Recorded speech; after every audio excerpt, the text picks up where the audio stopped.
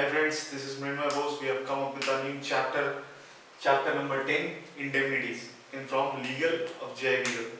So, what do you mean by indemnity? Indemnity means to save from losses. So, generally indemnity means to save from losses. It comprises of two sections of the Indian Contract Act, section 124 and section 125.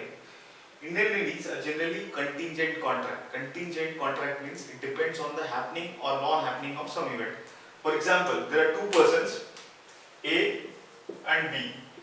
So, A promises to save from losses to B in case it suffers some losses by the act of A or from a third party.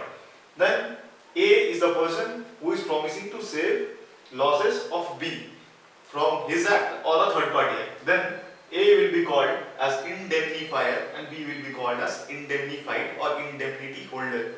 Now suppose this is an insurance company, LIC or any life insurance company, and it is promising his customers to save from losses. So LIC will be the indemnifier and the person or customer will be the indemnified or indemnity holder. This is a very short topic. I will discuss two sections. Section 124 of Indian Contract Act. Now, according to this, section 124, it is a contract by which one party promises to save others from loss caused to him by the person promiser himself or a third party. This is called as in section 124 of the Indian Contract Act. Now, for the bank, what does it hold?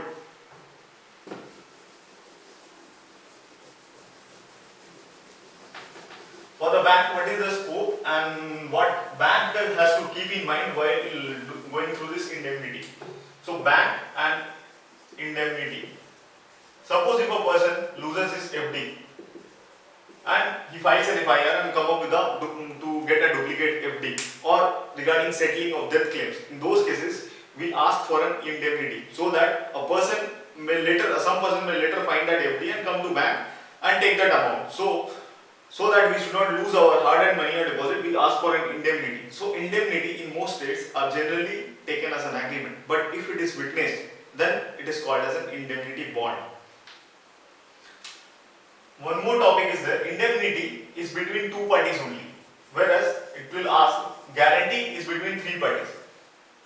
Guarantee is always between three parties, whereas indemnity is between two parties.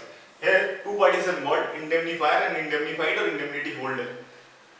Whereas in guarantee, bank is involved and two people are involved.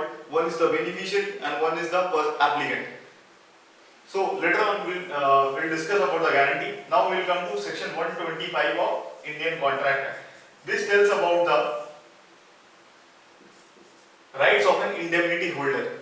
At what rights he can have while getting the claims from his promiser, and what are the things he should keep in mind. Suppose he has to keep in mind the scope of his authority. Means whatever the amount is assigned to him or the promise has been made to him, within that only he has to claim, and he should not make a false claim. And second, he does not contravene his position. These two things if he keeps in mind, the promiser has to pay himself the amount or the promise.